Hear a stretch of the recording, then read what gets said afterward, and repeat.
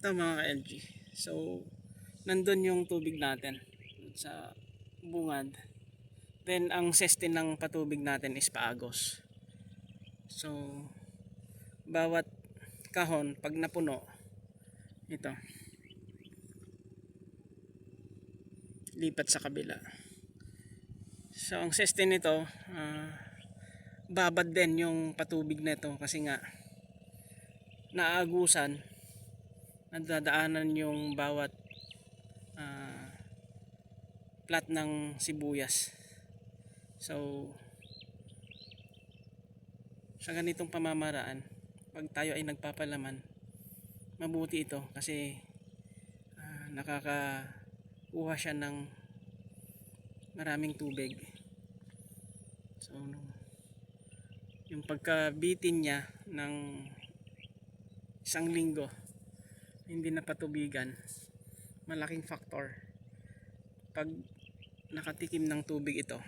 Ayan, lalaki ang kanyang laman. So yung huling patubig natin dito, naglagay tayo ng 2 kaban pa na abono pang sarado natin, pabaon, para sa ganon ngayon mag iepekto ngayon ng kanyang bisa kasi nga ammonium yung inabuno natin. Slow release yung isa, then may halong urea. Yung urea kasi ang sustain sa dahon habang ito'y naglalaman. At the same time, yung slow release naman na triple 14, kakainin na niya hanggang ito'y ma-harvest. Yun. Yung high potash, nakapag high potash na tayo during bulb formation. So yun yung timing natin sa pagsisibuyas, pag-aabuno ng sibuyas, yung high potash during bulb formation. Makikita na natin na mayroon ng pumoporma. Doon natin babanatan yung high potash. It's either 17017 or 0060 mixed with 2100 or yung ginamit natin na Yara Winner. Maganda kasi yung Winner.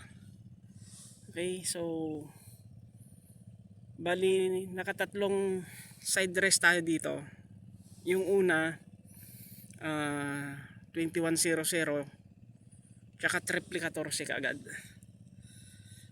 2 kaban, isang sako. Then pangatlo yon, yung isang sakong Winner during bulb formation.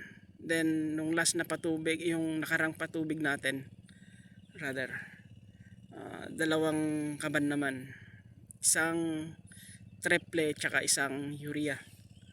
So ayun,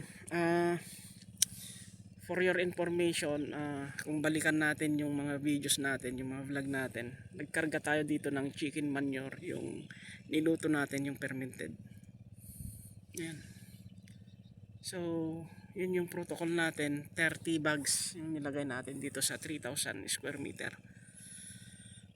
Malaking bagay yon kasi nga lilimang sako lang yung naiabuno natin dito na inorganic. Actually pag walang organic yon, siguro mga 8 ang naikarga natin dito or 9, ganun. Okay, happy farming. Yun po yung konting tip sa ating protocol dito sa sibuyas.